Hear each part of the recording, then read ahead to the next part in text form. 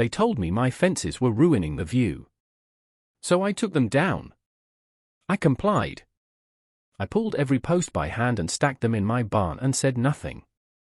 Then I stood on my porch with a mug of coffee and watched the first real blizzard of the season bury their entire neighborhood whole. The mountain had been waiting years to make a point. This is that story. My name is Daniel Mercer.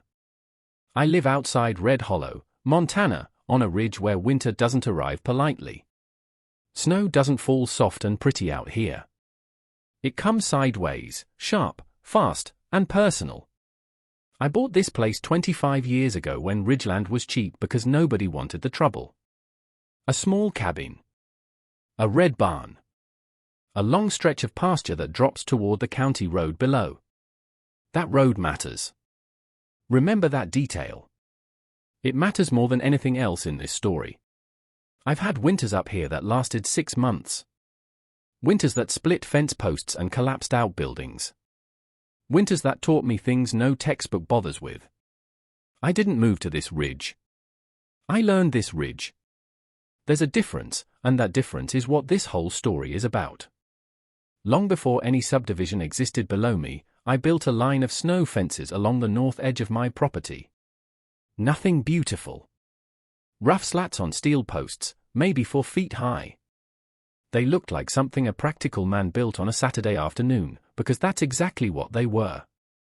But those ugly fences did something elegant.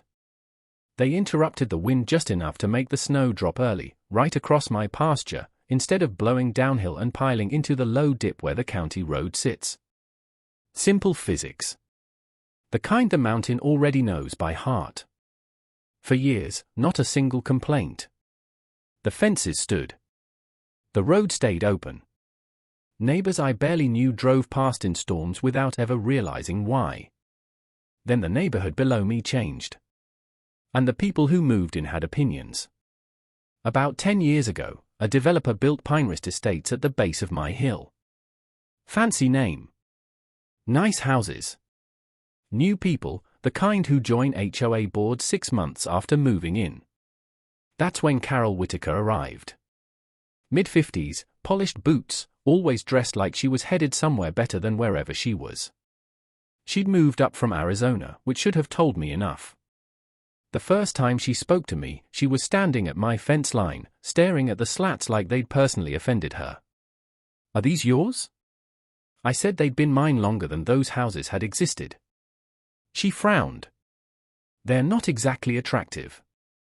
I said, "Good thing they're not decoration." A week later, a letter appeared on HOA letterhead. My fences violated something called a visual corridor agreement. They were hurting property values.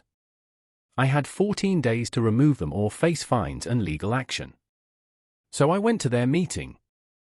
I walked into that warm clubhouse with weather records, storm photos, and sketches showing exactly where the snow would go without those fences. I thought maybe logic would be enough. I kept it simple. Those fences, I told them, are the only reason your access road stays open in a real storm.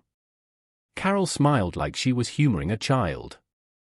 "We have a professional snow removal service." I said, "It's not about plowing. It's about where the snow lands before the plow ever gets there." That's when Ellen Voss stood up from the back of the room. Quiet woman, one of the first people to buy down there. She said, "He's right. Those fences kept the road open 2 winters ago." For half a second, I thought common sense had found a crack in the wall. Then Carol gave Ellen that tight little smile. "With respect, Ellen, we're trying to move the community forward." Forward. That word hung in the air like perfume over garbage. Ellen sat down, embarrassed. The board voted. The fences had to go. I walked out into the cold night already knowing how the story would end. When someone mistakes confidence for knowledge, reality usually sends the bill with interest. That weekend I pulled every post by hand. The ground was already hardening with frost. By Sunday afternoon the ridge lay open, clean, bare, unobstructed. Carol drove by as I finished the last post. She rolled down her window and smiled out over the empty ridge. "Well, that's much better." I nodded once. It sure is something. For 2 weeks after that, we got light dustings. Cold mornings. The kind of weather that tricks people into thinking winter isn't serious. I knew better. 3 days before the storm, the air changed. The pressure dropped. The sky went flat. The wind took on that low, steady sound that means it isn't visiting. It's moving in. Snow started around noon. Light at first. By mid-afternoon it was coming sideways in white sheets. I stood on the porch and watched the road below. Still visible. But I could already see the build-up starting in that low dip, subtle, quiet, exactly where I'd always said it would go. By 4 o'clock the wind was hammering the house. With no fences left to interrupt it, every gust drove snow straight downhill toward the entrance road. I watched the drift build in real time. Inch by inch. Ridge to road. Around 5, headlights appeared. A pickup truck, probably someone trying to get home. It hit the drift, pushed halfway in, then stopped dead. Reverse lights flashed. The driver stepped out, looked at the wall of snow in front of him, climbed back in, and backed away. By 6, the road was gone. Here's the thing most people don't understand about wind-packed snow. It doesn't stay soft. Give it enough force and enough time and it hardens into something close to concrete. By dusk, the entrance to Pinehurst Estates wasn't a road anymore. It was a wall. Their Plow showed up at 8, big truck, blade down, engine roaring. The blade hit the drift. The front of the truck kicked up like it had struck a curb. The tires spun once, twice. Then it stopped. I went back inside. There was nothing left to learn out there. Close to midnight, my phone rang. Carol. Her voice was tight, wind hissing in the background. Daniel, we have a situation. I looked out the window at the snow driving sideways past the glass. Yeah, I said, I imagine you do. The road was blocked. The Plow was stuck. People couldn't get out. And Ellen Voss, the same woman they dismissed in that meeting, needed heart medication delivered by morning. Then Carol said it.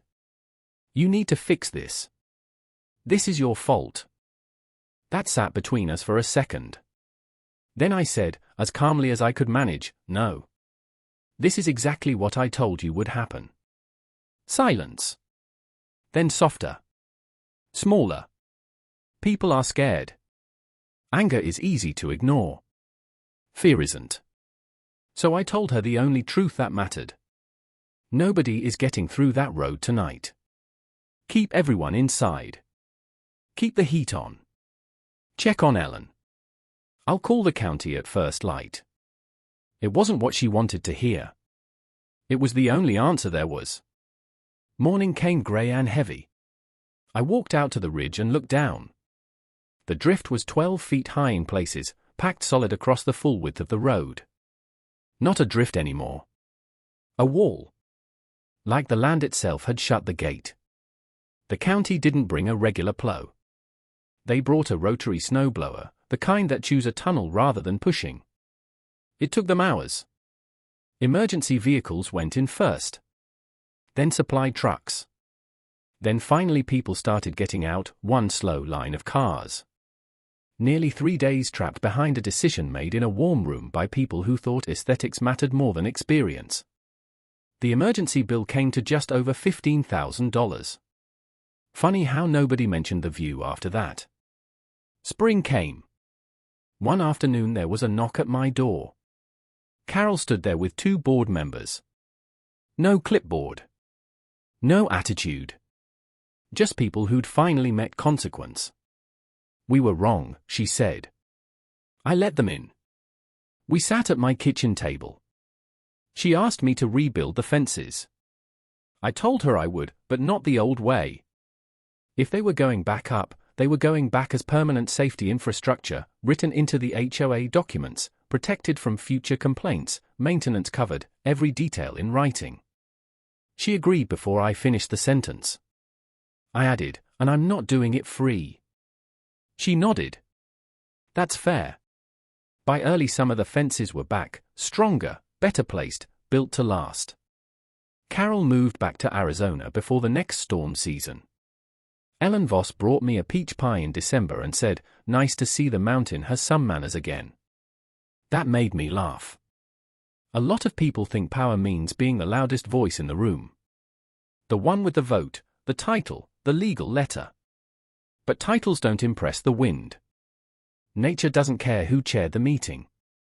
And life has a way of exposing the difference between looking in control and actually understanding what keeps things standing. So I'll ask you the same question I always get asked. When someone ignores experience, mocks a warning, and gets exactly what they asked for, is that justice? Or is it just revenge wearing a clean shirt? Tell me what you think in the comments. And if you've ever watched arrogance run headfirst into reality, share that story below. I'd love to hear where you draw the line.